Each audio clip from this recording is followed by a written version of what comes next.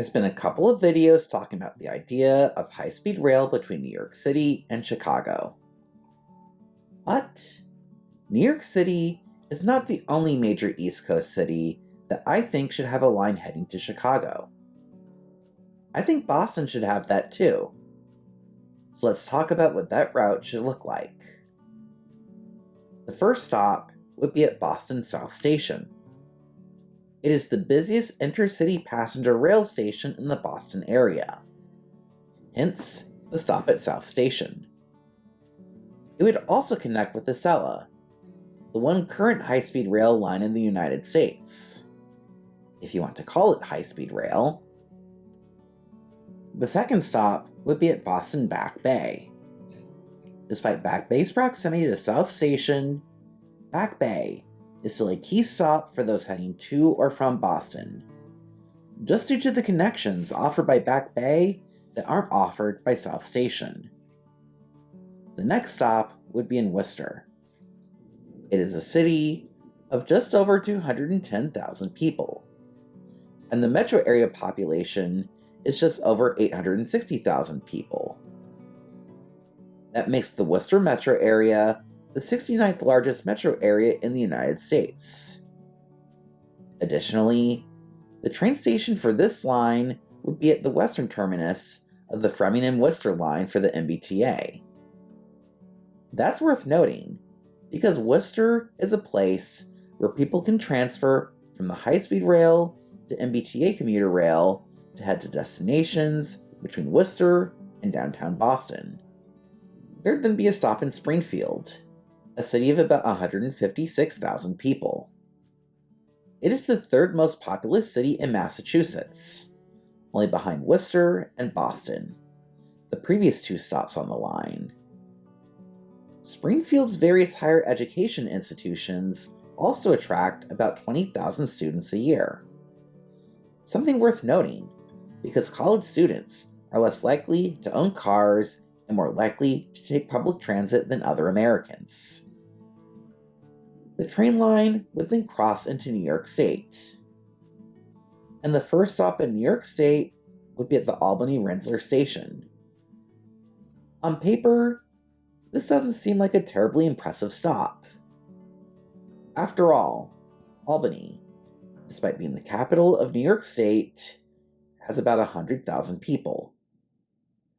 And this stop is in only the 65th largest metro area in the United States. However, it is the 8th busiest Amtrak station in the entire country, and the 3rd busiest station in the entire country outside of the Northeast Corridor.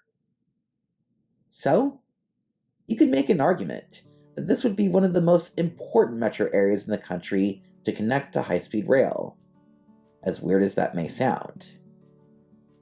The following stop, about 90 miles away from Albany, is Utica.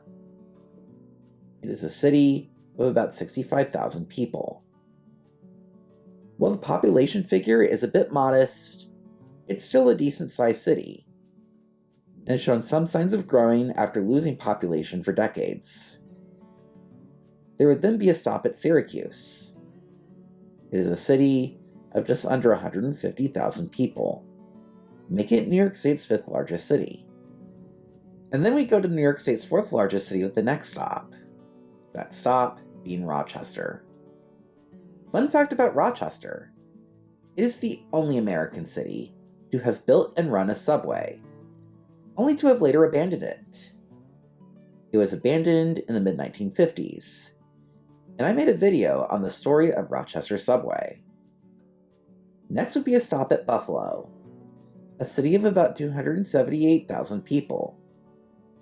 It is the 2nd largest city in New York State, and is one of the top 50 largest metro areas in the entire country. Though, here's a fun fact, speaking of rankings. At the dawn of the 20th century, Buffalo was one of the 10 largest cities in the entire country. Just wild stuff, isn't it?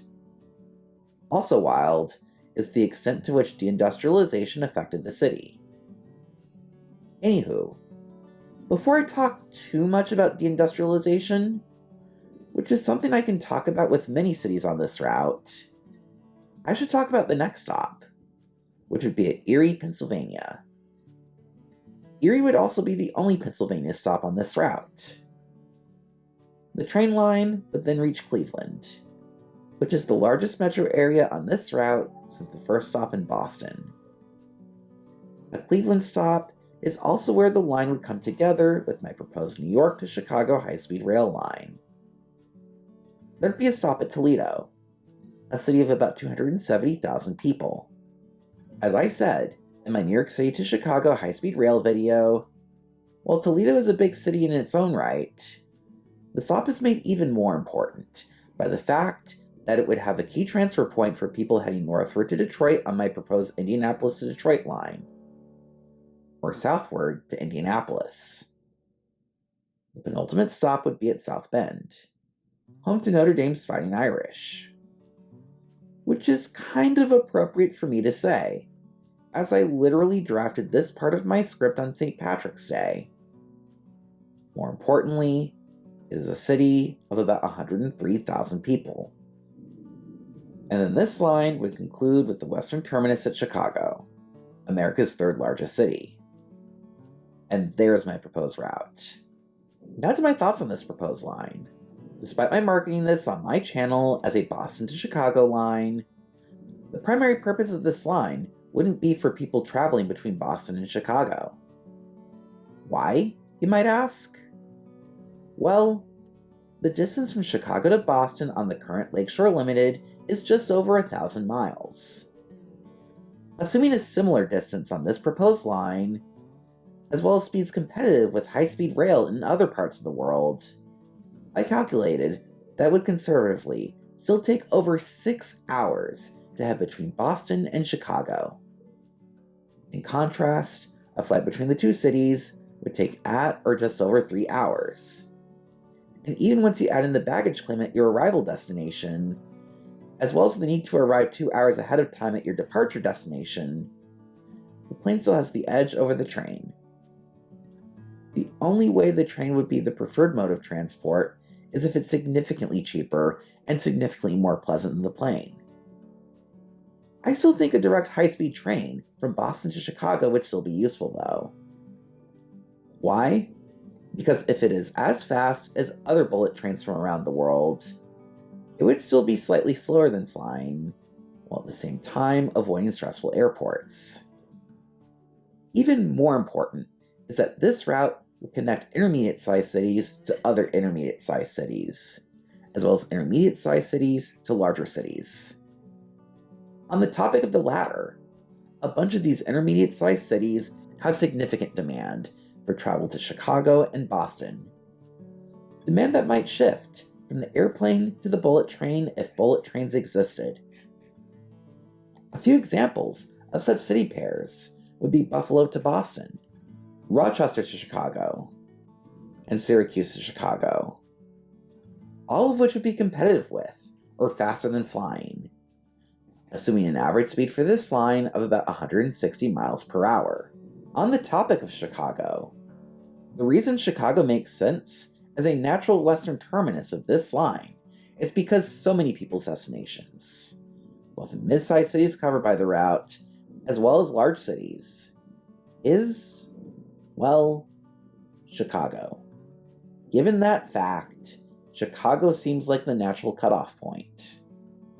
Probably the biggest issue with this line is that it serves a bunch of mid-sized cities, but only 3 major metro areas, in Boston, Cleveland, and Chicago. Is that enough to justify spending money on high-speed rail between Boston and Chicago? I think that's an open question worth debating in the comment section below.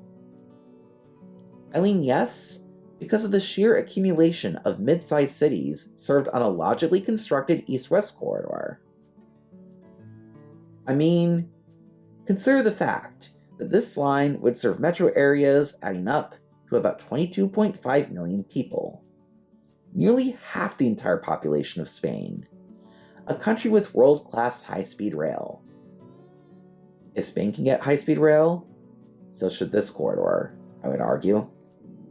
Now to the point of this video, where I suggest what such a line should be named. I would name it the Lakeshore Express. The long-distance train from Boston to Chicago is called the Lakeshore Limited.